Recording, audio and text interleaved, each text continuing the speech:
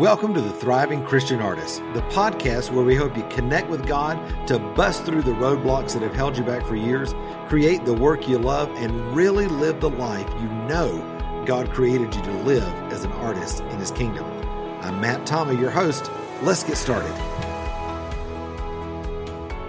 I know in my own life as the Lord began to bring healing into my life, and of course the one verse I hated was that one in James where it said, confess your sins to one another and you'll be healed. I'm like, can we just take that one out? Because I'm not, I'm not wanting to do this whole vulnerable, share my stuff Me thing. too. But I've just learned though, that as we're vulnerable to share our journey and to get real with people in the context of safe, healthy community, that God begins to do things. And obviously as our life begins to get tuned up and healed and we're operating out of that healthy place as artists, because, you know, I've had this privilege now since 2009 of working with thousands of artists and seeing their hearts come alive.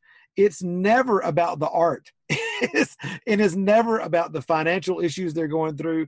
And it's never about the marketing and all that. It's always about the heart issues. I'm amazed every time, artist after artist after artist, when their heart begins to get healed, when their identity grid begins to get reshaped into alignment with the kingdom, then all of a sudden, you know, a lot of people think, oh, well, it's the favor of God on their life, or, oh, God's really blessing you. I'm like, no, this is actually the kingdom working normally. This is actually what life is supposed to be like on a healed and healthy grid. And yet we're so not used to that. We're used to the paralyzed, stuck, trying to make it, begging God, why don't you change me? Why doesn't this shift in my life? And it keeps people absolutely paralyzed in their life, not able to move forward. Yeah, I could listen to you talk about that and that's all day and I'm really grateful because I don't hear a lot of people talking the way that you are. So that really encourages me. And I'm so glad that you gravitate towards heart healing and wholeness and really working on the identity of an artist, because by nature, artists are they're very creative, but they're also very sensitive.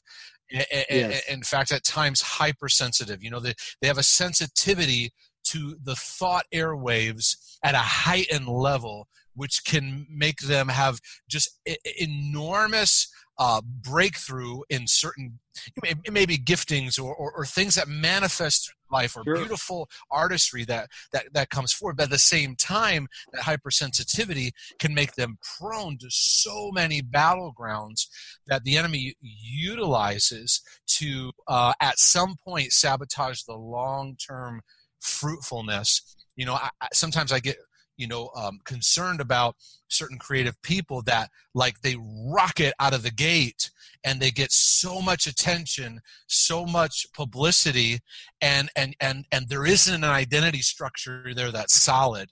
And at some point down the road, I've even worked with a number of them, it's like there's this huge crash, this huge burnout that comes, this huge explosion, because those broken areas got hooked onto, and they were, quote unquote, successful. And so it sent them on this crazy trajectory. So now we have people on social media going, oh, look at that guy, look at that lady. Oh, they're doing wonderful, quote unquote, and something's wrong with me. And now you're further damaging the journey that you're on. You're not letting your process be beautiful.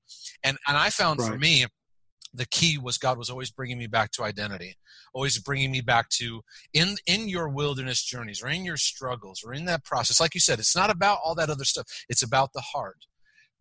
Can you learn to let me love you even when money's not great, or this isn't happening, or this isn't breaking through? And those became the most precious seasons of my life, where now in greater stages and greater levels, who I am in Christ is allowed more to just shine through. And I'm more at peace with who I am, more at peace with myself, more at peace with how God made me. I'm even more at peace with the weak areas and the struggles. We all have much to grow in, and it's always a learning process. But like coming to that place where now the things that he put in me, there's more of a free flow because there isn't that pressure, and there isn't some of that relational garbage that clogged up the creative aspect of my life. And for me, it took a breakdown, a massive emotional breakdown. And I actually had to leave a large church environment because I found that I couldn't, and nothing against large churches or small churches, nothing about that. It was just I couldn't stay on my journey while in the heavy performance-based environment. Yeah, and the pressure cooker it would just want to hook me right back in. So I needed like a season of detox where I went through some seasons where I even did nothing for a time that had to do with what I felt called to do. I was working construction. I was doing, other renovation work. And I'm sitting there going, God, what is this? And it was a season of a reestablishment of who are you and your identity. And I feel like a lot of people listening to this and right now are going through that. And what they're doing is they're putting the investment into the performance. I got to market better. Right. I got to do this better. I got to do that better. And it's like they're spinning their wheels. And really what God wants them to do is just revisit identity, revisit his love. Revisit those precious areas. God's not withholding anything from you, but he wants to take you through a season where he's a good dad, and a good dad doesn't want to launch his kids unless he's established his love and his approval in them. Right. And so I'm in continual immersions of that. I never found that I hit any end of it. It's just deeper and deeper layers that God uses everything in our life as placeholders for I want to reaffirm my identity, because really isn't that the end all? In Romans 8, it tells us all of creation is waiting for what? The manifestation of what? At the end of the story, it's God's kids rising up. It's his sons, his daughters. That's the end of the story. And I've wasted too much time, going after stuff. Nothing wrong with marketing. Nothing wrong with those things in the tool belt. But it's like, as believers, there is a deeper calling of strengthening of identity.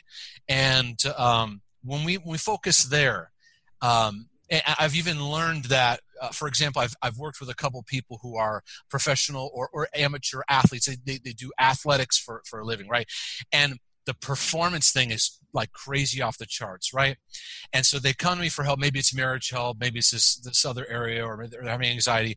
And I'm working on the identity thing, working on the rejection mindset.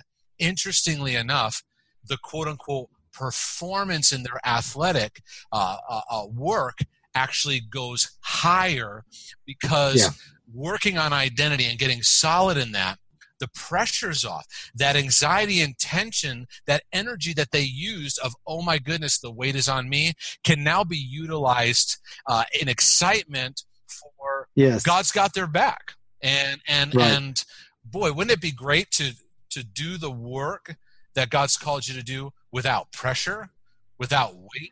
Oh, I totally agree. I mean, I see in our artist mentoring program, I mean, we've got over 900 now artists in that program. And the ones that I see consistently where you start seeing major acceleration happen in their life, where their art changes, they're stepping into the marketplace, they're really thriving. They're the ones that go through actually, we have 5 modules. It's funny. Our first module is cultivating your heart and mind, because if you don't build the cistern and rebuild the cistern, in a healthy way, then anything that God wants to do in your life, you can't hold. And so I see that time after time and time again. The other thing I was just going to pick up on what you said, how the Lord revisits things, just in full disclosure to everybody listening. The reason I even found you, Mark, and all that you're doing, many of my listeners know my mom just passed away after a really short battle with multiple myeloma cancer, from about 6 weeks from diagnosis to her passing, and really shook our family, and just a difficult time. And things that I thought, if you had asked me in my life, have you dealt with rejection? Have you dealt with identity? I'd be like, dude, I've written books on this subject. I've been helping people deal with this for years and seeing a huge amount of freedom in my own life and in their life. And what am I back to? What's the Lord coming back to in my life? rejection, father issues, wanting to go deeper, wanting to continue to dig out that root. And I just, at this point in my journey, I'm 45 years old. I've learned enough just to lay down and say, Jesus, just do the work. Lord, I'm not going to fight it.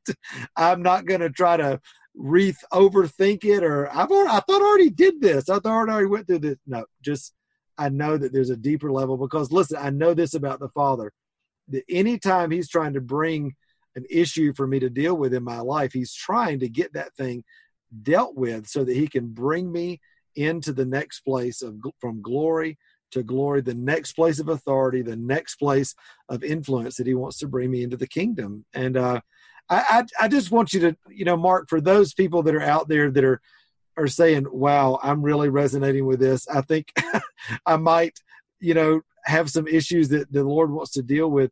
What would you say, one or two things people could do right now, even today, starting to ask the Lord to start cultivating this area in their life and bringing healing to this area of rejection? Yeah, absolutely. I mean, besides getting the book, I would say that when it comes to like really unloading what rejection does, it can be this whole grid that at times people can look at and go, well, that's a lot. It's affecting so many areas of my life. And to help people through the overwhelm factor, I really love to help people tune in to, like what you were saying, what's God working on? What's the theme? I've been doing personal sessions with people for years now, and I even in the beginning when I first started, I'm kind of like trying to do like the full like roto-rooter in every area, and over the years I realized, you know what? Let's be more efficient with this, and let's tune into the theme. And even when I do coaching sessions now with people, very quickly, I will get narrowed in on what's the theme that you feel like God is working on in your heart right now. And usually what I hear back is, I have no idea. I don't know. Number two, they say, I don't really hear from God, so I don't really know how to even start doing that. And so I just have conversation with them, and I just start asking them some questions. And what are some of the things you're bumping up against? And within like about 5 minutes through the conversation, we can usually run right into the theme that God is divinely orchestrating to heal in their life. And usually it's like one word. It's one sentence.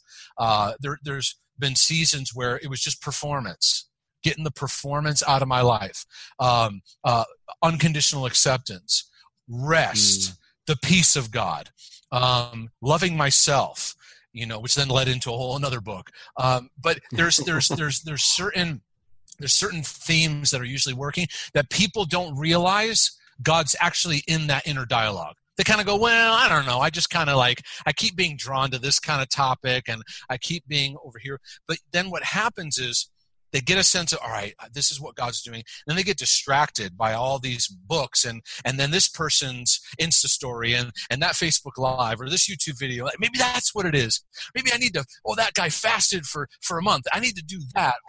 Or this guy, he gave all his money. I need to do that. Or maybe this thing. And we're doing like spiritual calisthenics, right? Like this exercise, that one. Let's see which one works. And looking for the magic bullet, right? Isn't that what we're looking for? And usually I find most believers actually know a certain aspect that God may be working on, but they either A, dismiss it because they say, I don't know, I don't really hear from God, or B, maybe it's a little scary. It's like, I got to deal with my dad issues, and I like to help take away that and go, no, this is an invitation to know a safe, loving Father who loves you all the way, all the time. And so I'm big on helping people to feel safe, that, hey, no matter what issue you're talking about, like, let's create safety, because in that safety, you're going to experience the tenderness of God that you may not have experienced your whole life or maybe in a long time. So I would say getting the resource, but then also opening your heart up like I did. God, I don't know you as Father. But I didn't leave it there, right? I believe God loves true, honesty, but I don't encourage people to just leave it there and walk away. To say, I don't know you as a father. Okay, what am I having for lunch? It's like I don't know you as a father, but would you teach me? Would you show me?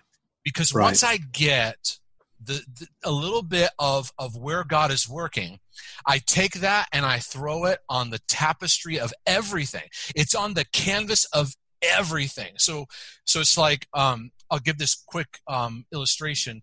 The thing that God put on my heart one day is when I was deep in the initial stages of renovation. I was single, wasn't married yet, and I would get ready for the day really quickly. I would just wake up and, like many people, just, the snooze button was hit too many times. I would go shower, brush up, dress, and out the door. And I had this one thought that I really believe God used. And it was this. It was, Mark, stop.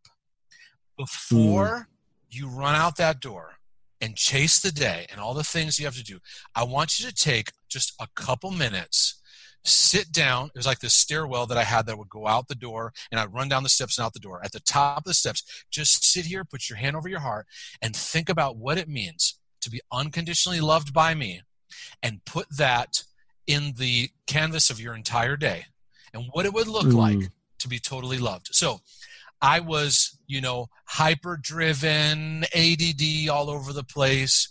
I was a pastor, but like many pastors, I actually had a hard time having quiet time because the buzz coming out of my brokenness was constantly going. So the cool thing about God is he meets you where you're at. And it was just a 2-minute exercise because that's all I could really do. And over the years, it expanded, it grew, it got richer, but it started with that one moment of leaning into this performance theme that God was breaking me out of. And I stopped and I said, okay, Father, today I don't need to perform for your love.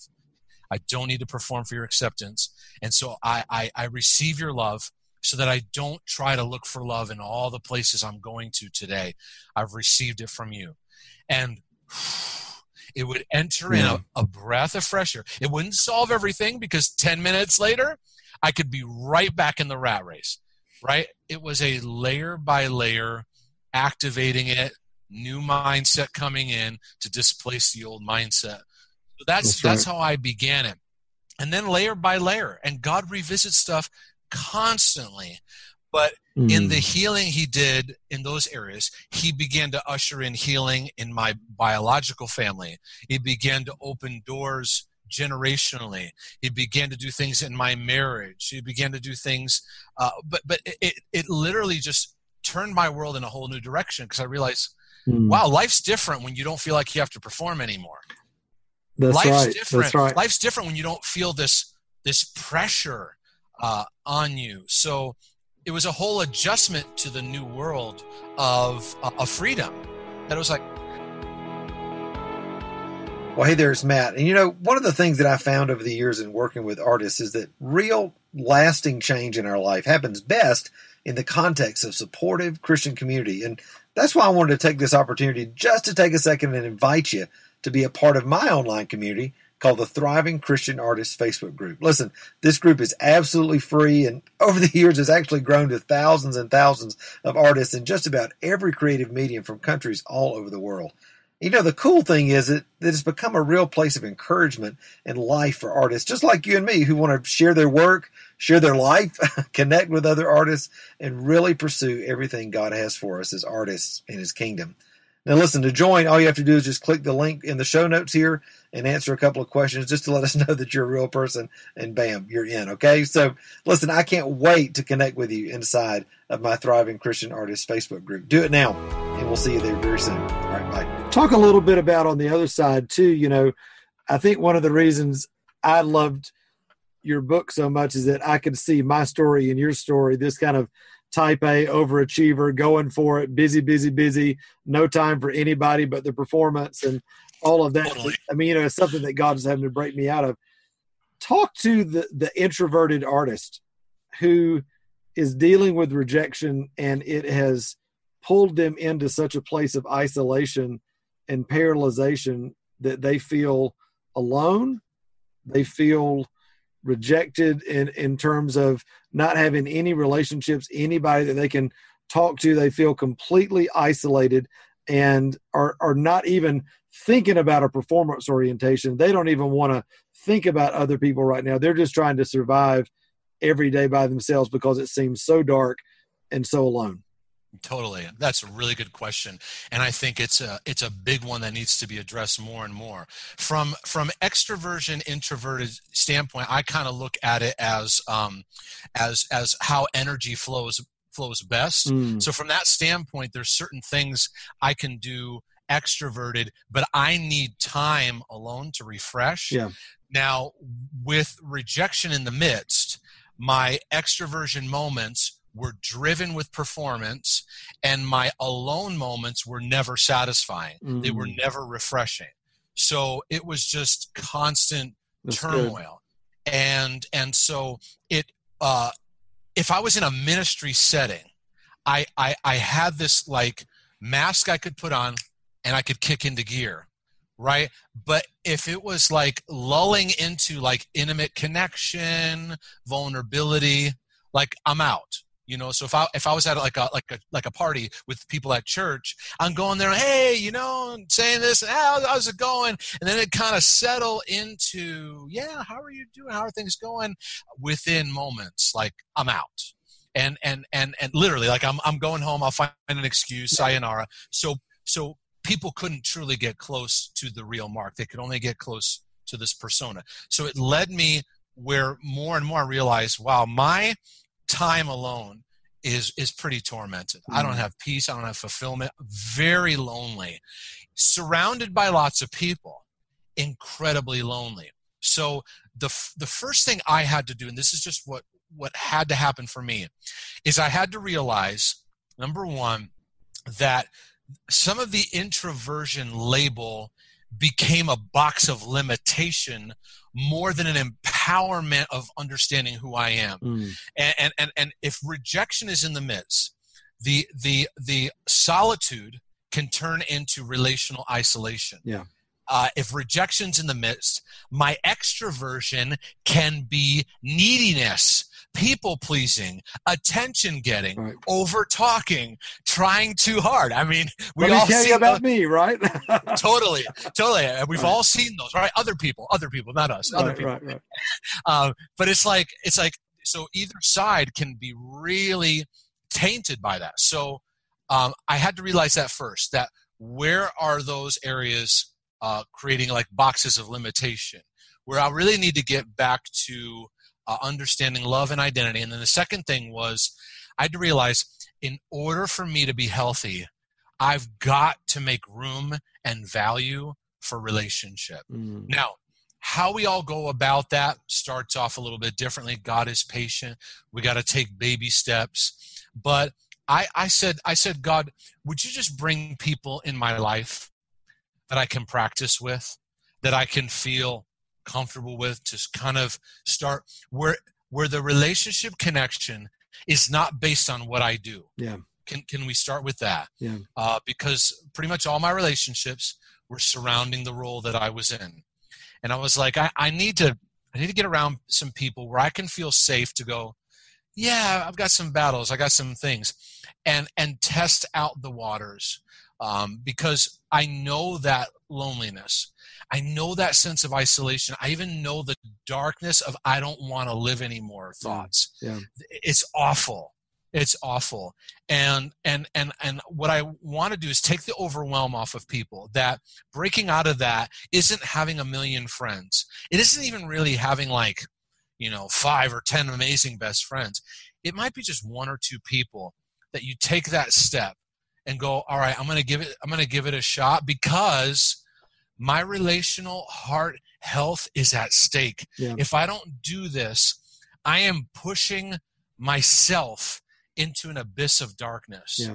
And they need to take that one step of loving themselves the way that God loves them, and say, you know what? I need this in my life. Yeah. And so, God, would you open up those avenues? Yeah, it may start in a text message. It may start in a messenger. It may start on those kind of avenues where maybe introverts can find themselves more in. But eventually, if I can get into a place where I can sit down and have a cup of coffee with someone, have a phone call with someone, just take that first step and just kind of get started. Don't feel like you have to like open up back the truck up of everything you've been through. Just kind of get started and realize that's God designed us to have that interaction. He even looked at Adam in the garden, this perfect, wonderful garden, and said, man, it's not good that you're alone. That's right. And we've been dealing with that factor ever since. And so even to this day, my default setting can be I can sit in a room, write books, work on videos, and go, oh, hey, I besides helping people, I haven't really talked to anybody. And I'm being honest, my default setting can lean towards that. Yeah. But God's taught me to remind me, no, I've got to interact. I've got to hang. And so I find avenues to rub shoulders with people. And it may not always be deep. And that's the sometimes the myth that people believe. Like when they come talk to me, it's like, we got to go to the Mariana Trench every time. Right. Like, no. It's like the shallow waters are great too. We don't live in the shallow. Right. We just learn to go back and forth and learn to be comfortable in both those arenas. But then you kind of learn how God wired you. And because I do so much on a daily basis of dealing with heavy issues, heavy heart issues, then my downtime is usually I got to spend maybe a little bit more time than maybe other people, just kind of getting refreshed by God, right? But also just recreating and not taking myself so seriously, and finding where's the joy, where's the connection to what adds life to my heart. Yeah. But there's got to be relational components in that it's going to be helpful. So even like talking to you today, it's a flow of both. Yeah. So I'm talking to you, but man, I'm receiving from you. And that's really awesome, Matt, to be able to hit the ground running with a guy who's clearly, I can see, who's done work, who, man, you've had the odds stacked against you. You've had stuff that could have easily taken you out. Yeah. But you not only invited God into that, you're utilizing that. So that's where artists, I believe, can be a double threat. Yeah. They have the gift, but they have their journey. That's right. And man, it's impressive to see an artist show their gift. But man, if I can relate to their story, yeah, come on. If I can connect to that, man, that's a game changer. Well, and the big lie, I think, for all of us, I grew up thinking this is it. All I need is me and Jesus. That's it. And it's like, well, it's Jesus's idea was community. I mean, that wasn't just, right. Jesus died for the church. It's we're made to be knit into community. And just a few years ago, as the Lord really began to raise me up in raising up others, the mandate on my life is raising up an army of artists and fathering this group of artists and that sort of thing, and relationship being at the core. And I remember I was really dealing with loneliness a lot. And I remember asking the Lord, what this was about. And he was like, relationships, hello. And I was like, I don't have any other than my wife, and functional staff. I don't have any. And I know it was one of those moments of my life. I was like, doggone. I mean, this is like a big come to Jesus moment. Right. And I've been so focused the last few years on my wife and I call it having friends that we don't have to pray for. Having friends that are not in any way associated with ministry or work or anything, that they're just the kids play on the same team or they're just people we can go out to eat with, or just we can encourage each other in the Lord, but they're not in any way under our leadership in any kind of way. We're just friends. And wow. I mean, beautiful. It's amazing. And yet it is completely off of my normal grid, the way I've always done life. But I'm telling you, there's like a freedom there. And the interesting thing that's happened to us over the last few years, I've actually started to have a weekend again. I'm like, what is this crazy thing people call a weekend? Saturday and Sunday where they don't work at night. What are you talking about? And yet it's like I'm finding myself again. And there's just such beautiful freedom in that. So, Mark, we could talk forever, dude. I mean, I'm going to come to Charlotte. You're going to come to Asheville. We're going to get together, I know. But I know that Absolutely. People are going to want to get your book. Listen, I don't make a thing off these books. I want you to go buy all of them and support Mark and Melissa and what they're doing, because it's an incredible ministry. They can go to markdejesus.com. What about Facebook, Instagram, anywhere else that they can find you? Yeah, Facebook, Instagram. I'm usually on there, somewhat in Twitter, but mostly Facebook and Instagram. Awesome. And my wife and I do a podcast show that we're moving into some new studio space. So January we'll be kicking that back up. In fact, we're probably going to be talking around this subject in rejection mindset kind of arena. So we look forward to kicking that up. And if they come to my site, through listening to this podcast, please send me an email. I'd love to hear about it. mark@markdejesus.com.